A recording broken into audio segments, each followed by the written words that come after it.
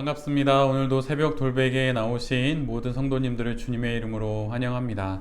또 한 주간에 또 마지막 일할 수 있는 금요일이 되었는데요. 오늘도 예레미야의 말씀 묵상하면서 말씀으로 또 이 하루도 또 이 생업의 현장도 잘 살아내는 우리 모두가 되기를 바랍니다. 오늘 우리에게 주시는 하나님의 말씀은 예레미야 10장 23절로 24절까지의 말씀입니다.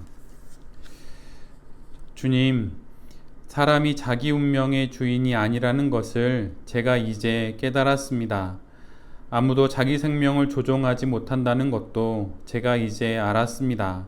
주님, 형벌로 주님의 백성을 채찍질하여 주시되 주님의 진노대로 하지 마시고 너그럽게 다스려 주십시오. 우리가 죽을까 두렵습니다. 아멘. 오늘은 예레미야 10장의 말씀을 갖고 때 늦은 후에라도 라고 하는 제목으로 함께 하나님 말씀을 나누도록 하겠습니다. 우리 모두가 그러하듯 삶을 살다 보면 되돌릴 수 없는 일들을 만날 때가 있습니다. 스스로 자초하였든 아니면 타의에 의해서 내게 주어졌든 바꿀 수 없는, 그래서 그냥 받아들여야만 하는 일들이 우리 모두에게는 있지요. 그런데 지금 유다가 그런 상황에 놓이게 되었습니다. 유다는 수많은 하나님의 말씀과 또 예언자들의 선포에도 불구하고 한 걸음 또 한 걸음 그렇게 매일을 살다가 결국 패망에 이르게 되는, 되돌릴 수 없는 결론에 도달하게 됩니다.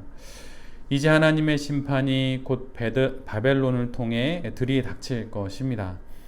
비록 유다가 그런 재난은 오지 않을 것이라고, 설사 그런 재난이 온다 하더라도 견딜만 할 것이라고 호언장담을 했지만 막상 그 심판을 마주하니 그것은 그들의 상상을 뛰어넘는 것이었습니다.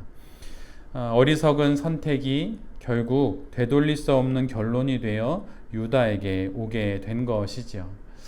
참으로 안타까운 일입니다. 이 모든 심판을 미리 앞당겨 보고 있는 선지자는 오늘 본문처럼 하나님께 이렇게 기도를 드립니다.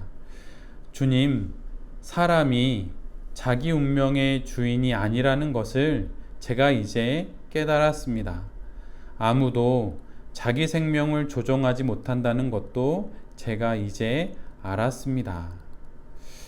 다른 번역본을 보면 다른 번역본 이렇게 기록해 놓고 있습니다. 야훼께서도 아시다시피 사람이 산다는 것이 제 마음대로 됩니까? 사람이 한 발짝인들 제 힘으로 내디딜 수 있겠습니까? 주님, 저는 압니다. 사람은 제 길의 주인이 아니라는 사실을. 인간은 그 길을 걸으면서도 자신의 발걸음을 가눌 수 없습니다. 예레미야 선지자는 유다의 무모한 선택과 호기로운 장담의 결국을 미리 보면서 세상의 운명이 사람이 아니라 하나님의 손에 있다는 것을 이제야 깨달았다고 기도합니다. 마음 먹은 대로 사라지지 않는 삶, 호언 장담으로 괜찮아지지 않는 그런 삶을 인간 스스로 살 수 없다는 것을 이제 깨달았다고 말합니다. 사실 그런데 이 깨달음은 예레미야가 아니라 유다가 깨달아야 하는데, 유다는 묵묵부답이고 선지자 예레미야만 애달아 하지요. 유다는 때늦은 후에도 하지 않는 형국입니다. 이런 말이 있어요. 어머니는 살아 서푼 죽어 마냥이라고 하는 말이 있습니다. 혹시 처음 들어보신 분도 계실 텐데, 어머니는 살아 서푼 죽어 마냥, 이런 말입니다. 이 말이 뜻하는 것이 무엇인가요? 살아생전 부모님의 은혜를 알지 못하다가 부모님이 돌아가신 후에야 비로소 깨닫게 되는 그 후회를 이렇게 말해 놓은 것이죠. 제가 예레미야 설교를 준비하면서 여러 책을 읽다가 그 중에 어떤 한 책을 읽었는데 그 책 중에 이런 글을 보게 되었습니다. 한 나이 지긋한 어떤 할머니의 이야기인데요. 여러분 잘 한번 귀 기울여서 들어보시면 좋을 것 같습니다. 제가 그 글을 그대로 한번 읽어 드릴 테니 한번 잘 스토리를 따라가면서 한번 들어보십시오. 어느 목사님이 단강이라고 하는 곳에서 목회를 하셨었는데 그곳에서 만났던 어느 나이 지긋한 여자 집사님에 관련된 이야기입니다. 오래전 단강에서 만난 분 중에 안갑순 집사님이 있다. 머리에는 온통 서리가 내린 백발의 할머니였지만 일찍부터 운전면허증을 소지하고 있을 만큼 신여성의 삶을 살아왔던 분이다. 언젠가 집사님이 눈물로 들려주던 이야기가 지금도 생생하다. 집사님이 담배를 배운 것은 믿어지지 않을 만큼의 어린 나이 7살 무렵부터였다. 배 안의 충을 잡는다고 집안 어른들이 담배를 풀어 끓인 물을 마시게 한 것이 담배를 배우게 된 계기였다. 저도 어렴풋하게 이런 이야기를 들은 적이 실은 있어요. 그러니까 배 안에 회충을 잡는다고 이렇게 담배를 풀어서 끓인 물을 마신 적이 있었다. 뭐 이런 이야기를 들었던 적이 있었는데 그런 경우를 만나게 된 것이지요. 그래서 제가 연이어서 읽어드리면, 놀랍게도 집사님은 시집을 갈 때에도 몰래 담배를 챙겨갔다. 우연히 며느리가 담배 피운다는 사실을 알게 된 시아버지는 꾸중 대신 아무도 몰래 담배를 사다 은근히 담배를 전해주었다. 시아버지가 바깥 출입을 한 뒤 서랍을 보면 언제나 담배 몇 갑이 들어있었던 것이다. 그것도 당시엔 가장 좋은 담배들로 말이다. 그렇게 일찍부터 담배를 피워오던 집사님이 어느 날 기적처럼 담배를 끊었다. 하늘에서 환한 빛이 당신을 향해 쏟아져 내리는 꿈을 이틀 연속으로 꾼 뒤 집사님은 스스로 교회를 찾아왔다. 꿈을 하나님의 부르심으로 이해했던 것이다. 그리고는 세례를 받던 날 담배를 끊었다. 끊으려고 작심을 한 것이 아니라 그 좋던 담배가 갑자기 역해졌다. 담배 연기를 맡는 것조차도 그렇게 역겨울 수가 없었다. 담배를 끊은 뒤 집사님이 눈물로 후회한 것이 있었다. 돌아가신 당신의 어머니 생각이 났기 때문이다. 담배를 피우지 않는 어머니는 딸이 피우는 담배를 면전에서 바라보았다.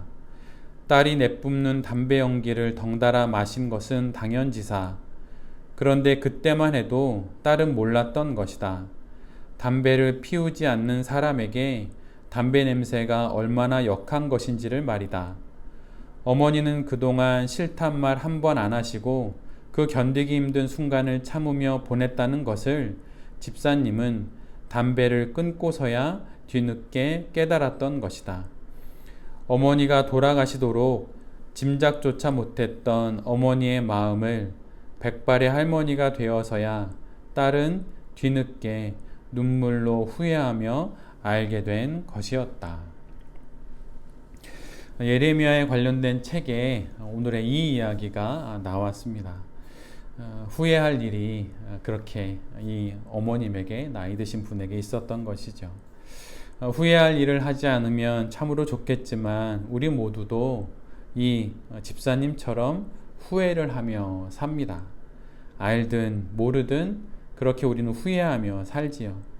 그러나 정말 중요한 것은 때늦은 후회라도 그때 해야 소망이 있다고 하는 거예요.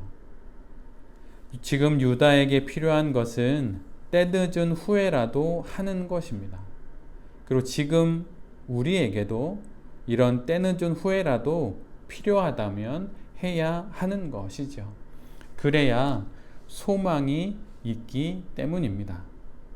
저도 여기까지 목회를 해오면서 후회들이 많이 있습니다. 아니, 인생을 살아오면서 알고 있는 후회, 또한 모르고 저질렀던 일들에 대한 많은 후회들이 지금도 남아 있어요. 그런데 이미 시간이 지나 버렸다고 에이, 모르겠다 이렇게 말할 것이 아니라 때늦은 후회라도 그렇게 해야만 우리에게 소망이 있는 것입니다. 사람들 앞에서 후회하면, 지나간 일을 돌아보면서 후회하면 그것은 그냥 아무런 의미가 없는 것이 될지 모르지만 때늦은 후회라도 하나님 앞에서 한다면 그것은 회개가 되고 결국 소망이 되어 우리 모두에게 하나님의 유익한 은혜로 돌아오게 될 것입니다. 한 주를 마무리하며 오늘 이 금요일에 주신 말씀을 붙잡고 때늦은 후회를 회개의 이름으로 하나님께 올려드리는 그런 우리 모두가 되기를 바랍니다. 그래서 때늦은 후회라도 하나님께 함으로 말미암아 다시 힘내어 살아가게 되는 새벽 돌베개의 모든 성도님들과 또 이 말씀을 전하는 제 자신이 될 수 있기를 간절히 기도드립니다. 아멘. 제가 기도하도록 하겠습니다. 주님, 후회 없는 인생을 살고 싶은데 이미 수많은 후회들이 우리의 삶 속에 있습니다. 이를 어찌하면 좋겠습니까? 오늘 주신 말씀을 따라 때늦은 후회라도 하며 이제부터 새롭게 잘 살아가 보고 싶습니다. 이제야 깨달았다 말하는 선지자의 고백이 우리의 고백이 되어 오늘부터 새롭게 깨달아 새롭게 살아가는 새벽 돌베개의 모든 성도님들과 또한 제 자신이 될 수 있도록 주여 은혜와 자비를 내려 주시옵소서. 이 모든 말씀 우리 구주 예수 그리스도의 이름으로 기도드립니다. 아멘.